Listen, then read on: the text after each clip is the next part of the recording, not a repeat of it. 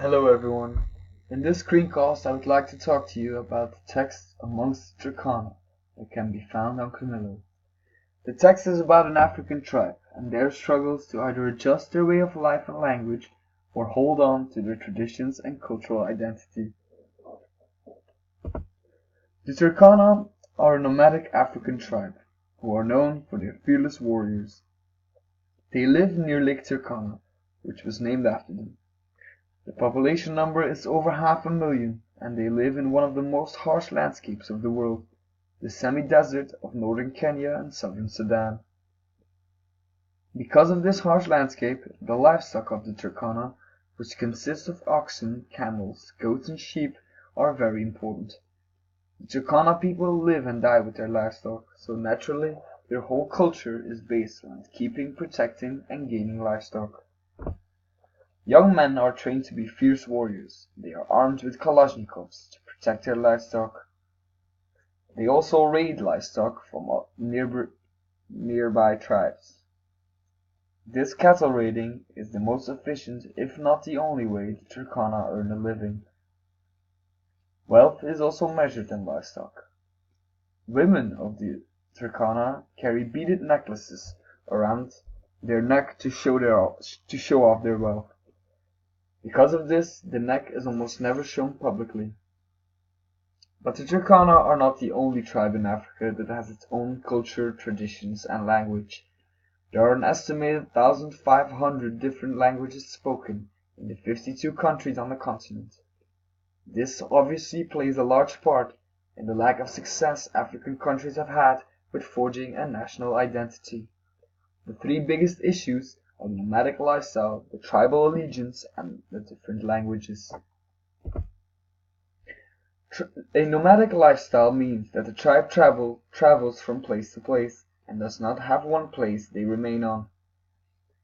Obviously, they do not care about the artificial borders post-colonial nation-states has built for them. Tribal allegiance is still the most powerful force in social and political life in Africa. This means that once you have the allegiance of one tribe, every tribal member will follow you. This impinges social and political cohesion because being part of the tribe and tribal life is so important in Africa. Language is another very important issue that they have with forging a national identity. If you cannot communicate with each other, you can't do anything. That is why a lot of African countries, including Kenya, have adopted Swahili as a lingua franca. This means that Swahili will be the language that at least everyone speaks and understands, so everything official would be in this language. This is a dilemma for a lot of young Turkana people, because if they want to learn the Swahili, they will have to leave their tribes or be disassociated with their tribes. They will eventually lose their mother tongue. But there is hope for the Turkana. There are Turkana schools and a script based on the Roman alphabet.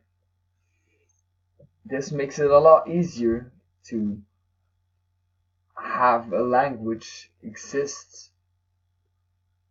This Turkana school system is basically a missionary primary school, which is just a big blackboard and used chalk under a tree to learn and write language.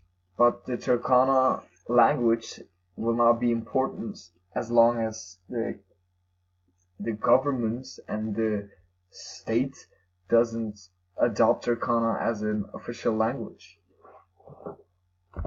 So the Turkana are in a dilemma. Either they choose education and they learn Swahili and English, but they will lose their mother tongue. They can be involved in a wider Kenyan society, but they will lose their cultural identity. On the other hand, they can choose for tradition learn their mother tongue and no other languages, but they will always remain on the periphery.